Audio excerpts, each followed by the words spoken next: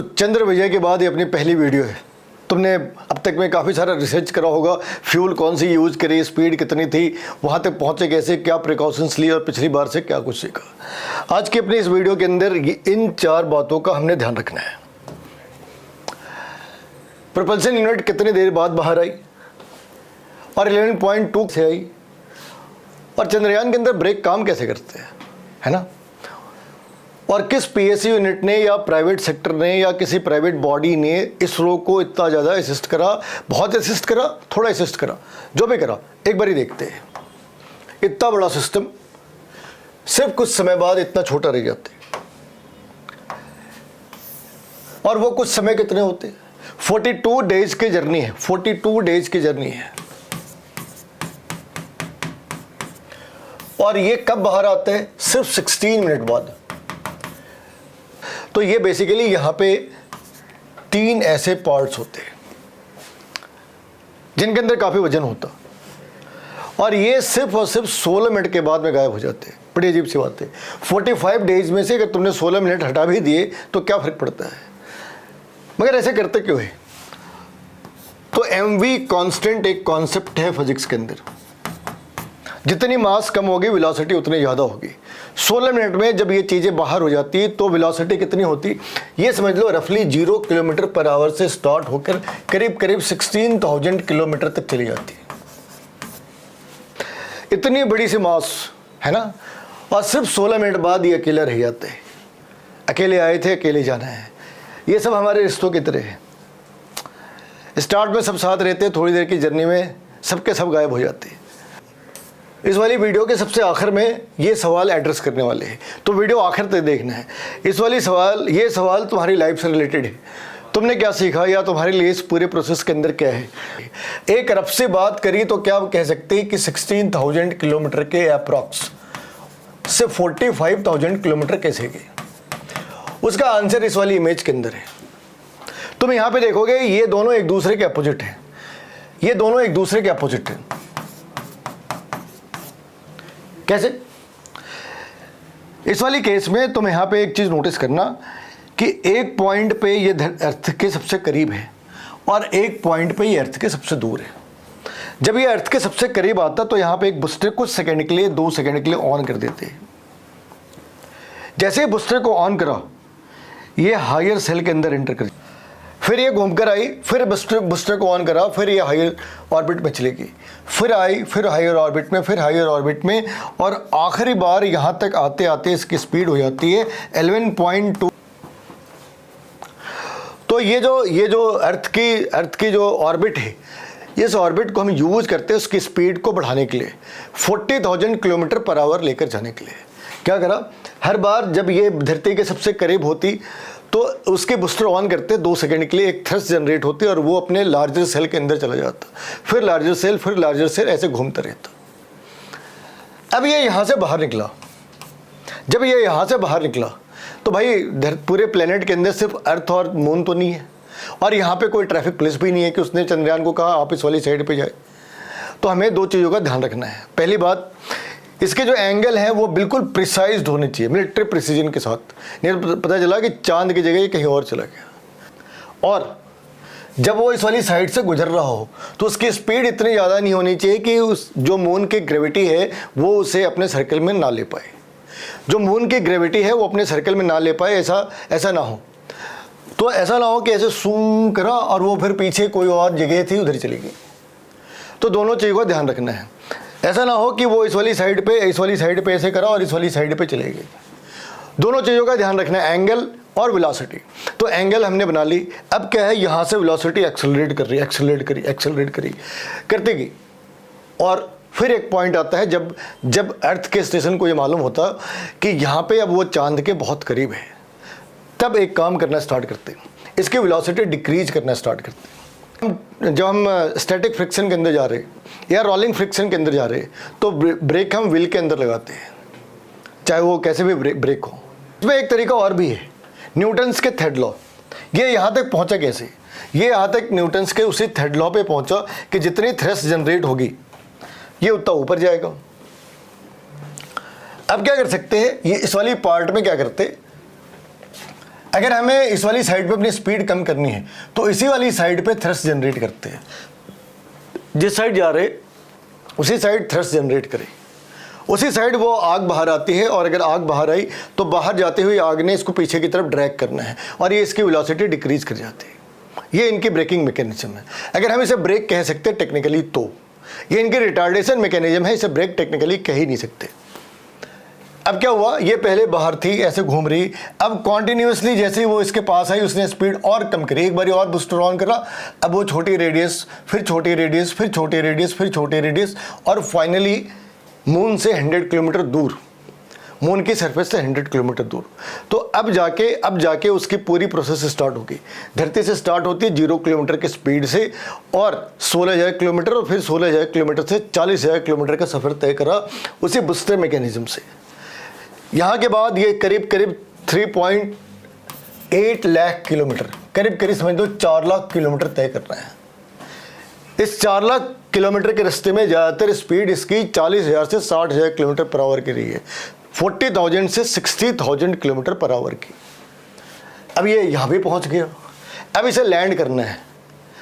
Last time भी हम यहाँ तक पहुँच गए थे, लैंड करने के पहले थोड़ी प्रॉब्लम आ गई थी।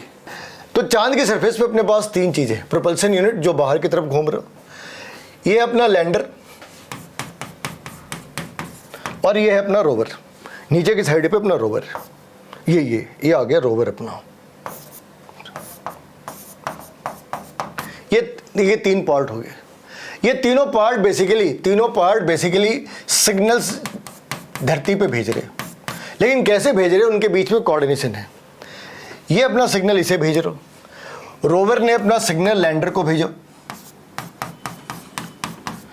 लैंडर ने वो सिग्नल प्रोपल्सन यूनिट को भेजी, प्रोपल्सन यूनिट, और प्रोपल्सन यूनिट ने उसको इसरो को भेजी।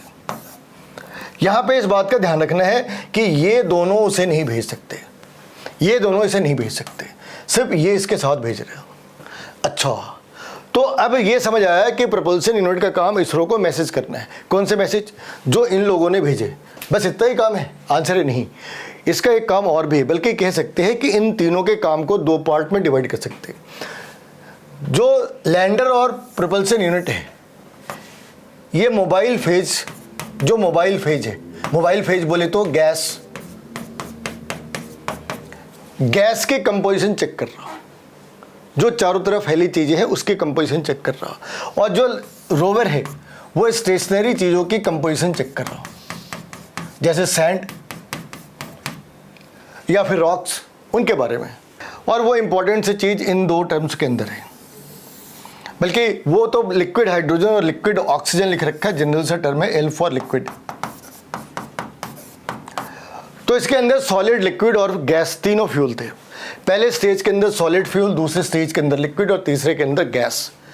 तो HTBP का फुल फॉर्म क्या है? US-25 की कंपोजिशन क्या है? HTBP का फुल फॉर्म है hydroxy terminated polybutadiene, hydroxy terminated polybutadiene. तो तुम देखोगे यहाँ पे सिर्फ टर्मिनल्स के ऊपर OH है, यहाँ पे सिर्फ टर्मिनल्स के ऊपर OH है, एक इस वाली साइड पे बीच में कहीं भी नहीं है, और फिर आखिर में एक है। तो जो इसके सॉलिड फ्यूल है, एक्चुअली सॉलिड फ्यूल 2 पार्ट से बने हैं, और वो 2 पार्ट्स क्या है? एक तो UD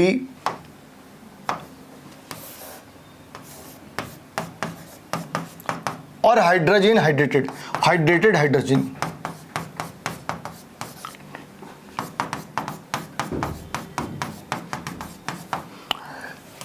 UMDH क्या है भाई? यहां पे DMH एक वर्ड है, क्या है? Dimethyl hydrogen, dimethyl hydrogen, it's a dimethyl hydrogen.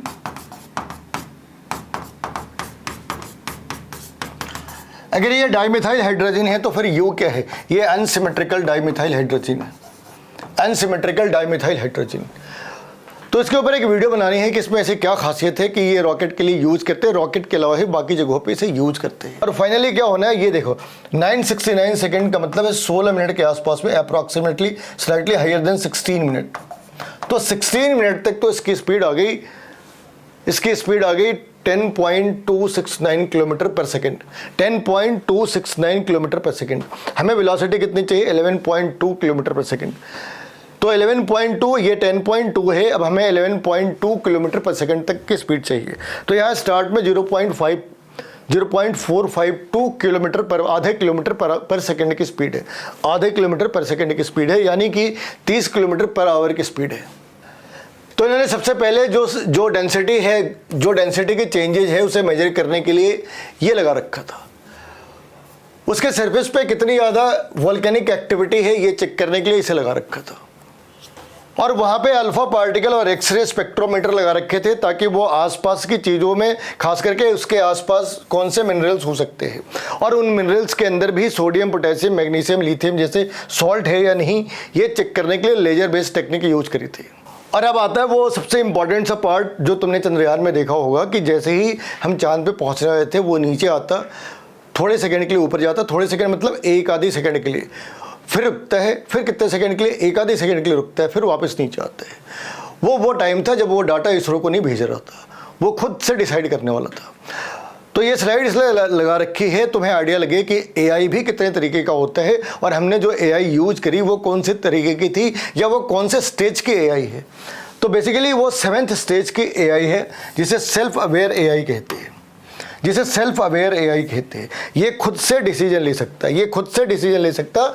ये पहले स्टेज की है, ये खुद से डिसीजन नहीं ले सकता, बल्कि बहुत सारी चीज़ें ये खुद से डिसाइड भी नहीं कर सकता। तो जो आर्टिफिशियल इंटेलिजेंस है उसकी 8वीं स्टेज, इससे ज़्यादा एडवांस स्टेज फिलहाल तो बनी नहीं, जब बन जाए तो इसके बारे में डिस्कस करते हैं। अब एक बार ही इन सारी बातों को समराइज कर लेते हैं। जो चीज़ें भी डिस्कस करी उसके जो फैक्चुअल चीज़ें हैं उसको डिस्कस कर लेते हैं। तो इसकी टोटल कॉस्ट है करीब 600 से 615 करोड़, जिसमें 250 करोड़ रुपए तो प्रपल्सन यूनिट के हैं, यानी जो ऊपर का हिस्सा है, और जो 365 करोड़ है वो नीचे के हिस्से के हैं। मतलब जो पहले 16 मिनट के अंदर गायब हो गए उनके ऊपर 365 करोड़, और जो 16 किलोमीटर के बाद 4 लाख किलोमीटर तक गए उसमें 250 करोड़। और चंद्रयान 2 इससे थोड़ा कॉस्टली था, करीब 300 करोड़ कॉस्टली था। ये प्रोजेक्ट ऐसे है, बहुत सारे प्रोजेक्ट पहले भी रहे जिसके स्टार्ट होने और सफल होने के बीच दो या दो से ज़्यादा डायरेक्टर आ गए। इस वाली केस में 2 डायरेक्टर है, के सिवन और एस सोमनाथ जो अभी प्रेजेंट में डायरेक्टर। अब तक सीरियस बातें थी, अब कुछ कॉमेडी बातें करते हैं। कोई फिल्मों में काम करता है बंदा, क्या नाम है, प्रकाश राज, फिल्मों में काम करता है, कोई फिल्म भी होगी इसकी। तो इसने ये फोटो शेयर करी। मेरे पास इतना फालतू टाइम नहीं कि उसे क्रिटिसाइज करने जाए, लेकिन ये फोटो तुम्हारे साथ डिस्कस क्यों करा, उसके पीछे एक रीज़न है। अगर एक इंसान की IQ डबल डिजिट में है, डबल डिजिट IQ है, और वो कभी स्कूल गया हो, है ना, 2 चीज़ें होनी चाहिए, डबल डिजिट IQ होनी चाहिए और कभी स्कूल गया हो, तो बता सकते हैं इस फोटो की सबसे मेजर प्रॉब्लम क्या है। भाई चांद पे ग्रेविटी है ही नहीं, 1/6 है किसके, जो G है वो 1/6 है ऑफ द अर्थ। इसका ये मतलब हुआ कि अगर तुमने चांद पे ऐसे कुछ पानी फेंकी तो वो पानी ऐसे ही फैल के रह जानी है। तो ऐसी चीज़ों को देखकर ध्यान आता है कि वो ब्रिगेडियर प्रताप ने कहा था, दुश्मन से बॉर्डर के उस पार नहीं रहता, घर के अंदर भी रहते। तो HEC का नाम क्यों लिया अभी तो पॉजिटिव बातें कह रहे थे, फिर HEC का नाम क्यों लिया, क्योंकि HEC ने इनकी लॉन्चिंग पैड बनाई थी। लॉन्चिंग पैड मतलब सैटेलाइट या प्रोपल्सन यूनिट के अंदर इनका कोई कंट्रीब्यूशन नहीं था, इनका कंट्रीब्यूशन उस सैटेलाइट, उस लॉन्चिंग पैड को बनाने में था। और भी लोग थे जिन्होंने उसमें कंट्रीब्यूट करा था, ये भी एक लोग थे। तो इन्होंने वो बनाई थी। मगर इसकी बातें क्यों कर रहे हैं, इसकी बात इसलिए कर रहे हैं क्योंकि तुमने देखा होगा कुछ लोगों ने ये कहा था कि 17 महीने से सैलरी नहीं मिली है, वो इसी के बारे में बात कर रहे थे, लेकिन उन्होंने इसका नाम नहीं लिया, उन्होंने नाम लिया इसरो का। मान लो कोई पॉलिटिशियन है, उसके इंस्टीट्यूट में जाके पढ़ा रहे हैं, हमने अपने ड्राइवर को 17 महीने सैलरी नहीं दी, तो क्या न्यूज़ में ये छप सकता है कि उस पॉलिटिशियन ने अपने स्टाफ को 17 महीने से सैलरी नहीं दी। तो यहाँ पे एक छोटी सी कॉलेज है और उसने एक मोटर डिजाइन करा। पहले भी इसे कोई नहीं जानता था, आज भी इसे कोई नहीं जानता। तो ताकत क्या है, हमारी ताकत क्या है, हमारी ताकत ये है कि IIT के अंदर, IIT एडवांस के अंदर आज भी मान लो 12,000 बच्चे जाते हैं। और कितने बच्चे इसकी तैयारी करते हैं, 10 से 15 लाख बच्चे। सीरियस तैयारी कितने करते होंगे, कम से कम 3 लाख बच्चे। पागल कितने होंगे, 2 लाख बच्चे। सब कुछ छोड़कर 16-17 साल का जवान लड़का सब कुछ छोड़कर IIT JEE IIT एडवांस की तैयारी करता है ना, और जब सिलेक्शन नहीं होता तो वो किसी ऐसे प्राइवेट कॉलेज के अंदर जाके पढ़ाई करता है, उसकी लाइफ बेकार है ना। फिर वो एक दिन इसरो के साथ कोलैबोरेट भी कर लेता है ना। तो अगर तुमने अगर अपनी मेहनत पे कॉम्प्रोमाइज़ नहीं करा, तुम लगातार मेहनत करते गए, हो सकता है तुम्हें तुम्हारी मेहनत का जो परिणाम है वो आज नहीं मिला, लेकिन इसका ये मतलब नहीं कि वो तुम्हें कभी नहीं मिलेगा। यही फ़र्क है हम में और हमारे पड़ोसियों में, यही फ़र्क है हम में और बाकी कंट्रीज़ के अंदर में। वो 17 साल 18 साल का लड़का 12-12 घंटे 13-13 घंटे मेहनत करते हैं। सभी IIT में नहीं जाते, जो चले जाते वो तो ठीक है, लेकिन जो नहीं जाते वो भी उस जगह तक पहुंच जाते जहां तक पहुंचना उनके नियति में लिखा है, जहां तक पहुंचना उनके तकदीर में लिखा है, जहां तक पहुंचना वो डिजर्व करते हैं, वो ज़रूर पहुंचते हैं। तो सिर्फ एक एग्ज़ाम को लेके परेशान होने की ज़रूरत नहीं है। आप मेहनत करते रहे, अगर आपके अंदर कैपेबिलिटी है तो ज़िंदगी आपको मौका ज़रूर देगी। और चंद्रयान 3 इसी मैसेज के साथ है।